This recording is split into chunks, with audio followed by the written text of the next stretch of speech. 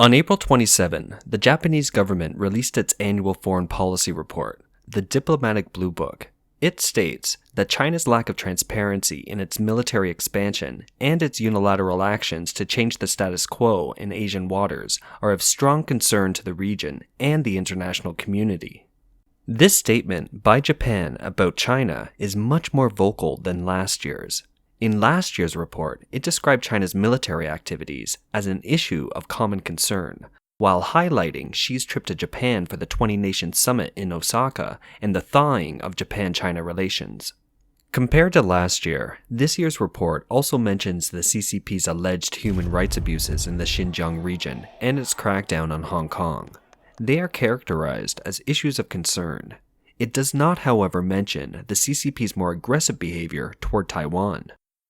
A significant addition to the report is about Taiwan's participation in the World Health Assembly, WHA.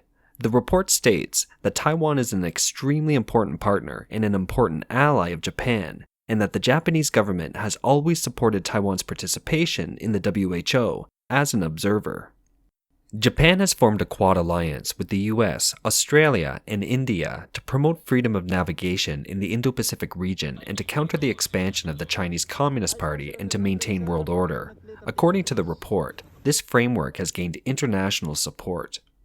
Japanese Prime Minister Yoshihide Suga attended the White House on April 16 for a US-Japan summit. Suga was the first foreign head of state to visit since Biden took office. The two held a one-on-one meeting on the afternoon of the 16th. Another meeting followed, with 8 cabinet officials from each side in attendance, demonstrating that both Japan and the US placed a high priority on the meeting. The two sides then issued a joint US-Japan statement. In addition to strengthening the US-Japan alliance, enhancing regional security, and concern about the situation on the Korean Peninsula, the joint statement touched on almost all sensitive topics in the Indo-Pacific region, such as security in the Senkaku Islands and the South China Sea, and human rights issues in Xinjiang and Hong Kong. Unusually, subjects like Taiwan and the future of the international industrial chain and high-tech competition were mentioned as well. Various critics believe that for the US government, which has formally identified China as its primary strategic adversary, this statement is a clear signal that the US is committed to reinforcing the US-Japan alliance and to promoting a unified US-Japan-Australia-India front to meet the challenges of the Chinese Communist Party on all fronts. This joint statement by Japan is also widely seen as a renewed statement of siding with the US. It is worth noting that Taiwan was mentioned in this joint statement for the first time in 52 years. The last time Taiwan was mentioned in a joint US-Japan summit document was in November 1969, at the height of the Cold War. Then-President Richard Nixon met with visiting Japanese Prime Minister Eisaku Sato in Washington, D.C. In the 1969 US-Japan joint statement, the US pledged to continue to provide security for regional allies under the Security Treaty, while also pledging to defend the Republic of China, Taiwan, in accordance with the treaty. Both the US and Japan had diplomatic relations with the ROC and not with Communist China at the time. Since the late 1970s, Washington and Tokyo have gradually accepted Beijing into the post-war international system in order to ally with China against the Soviet Union. Both have become important trading partners for China and downplayed the issue of Taiwan. With Xi Jinping's remarks on Taiwan in 2017 and 2019, and his linking of China's dream for unification, a number of experts have begun to believe that Xi has set a timeline for unifying Taiwan, maybe right before 2049, the 100-year anniversary of the CCP's rise to power. During a hearing before the Senate Armed Services Committee on March 9, 2021, Navy Admiral Philip Davidson, commander of the United States Indo-Pacific Command, warned that to take control of Taiwan is one of their, Beijing's, ambitions. He even predicted that Beijing might choose to do so within the next 6 years. In the latest US-Japan joint statement, the US and Japan did not make direct security commitments to Taiwan, but once again stressed the importance of peace and stability in the Taiwan Strait and expressed their desire to see the Taiwan issue resolved peacefully. Analysts believe that today's Red China is not the same in terms of political, economic, and military strength as it once was.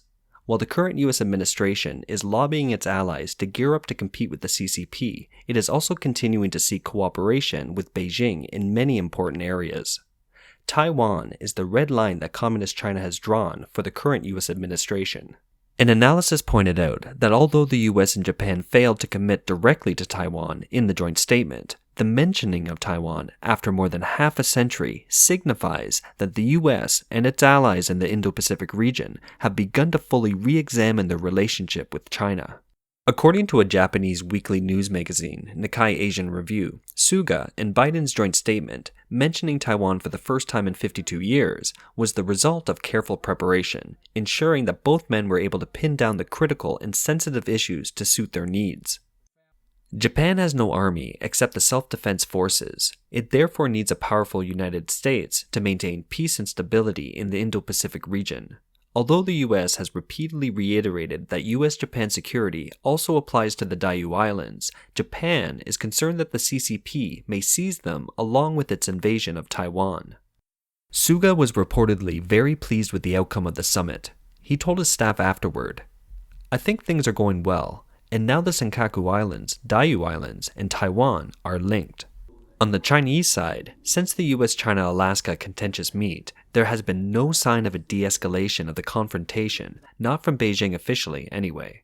With no surprise, the US-Japan joint statement and the Japanese foreign policy report have provoked strong criticism and protest from China. The US and Japan have been set up as hypothetical enemies by the CCP and China. Chinese people have been told as such for decades. On July 7, 1937, Japan launched an 8-year war of invasion against China. The war was fought by the Republic of China, ROC, now Taiwan, and won with the help of the Allies. The CCP used the Japanese invasion of China to indoctrinate the Chinese people with propaganda of hatred for Japan.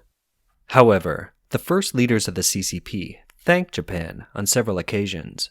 For example, when Mao Zedong met with Japanese cabinet minister Kakuke Tanaka on September 27, 1972, Mao said, "Without Japan's invasion of China, there would have been no communist victory, let alone the meetings we are having today."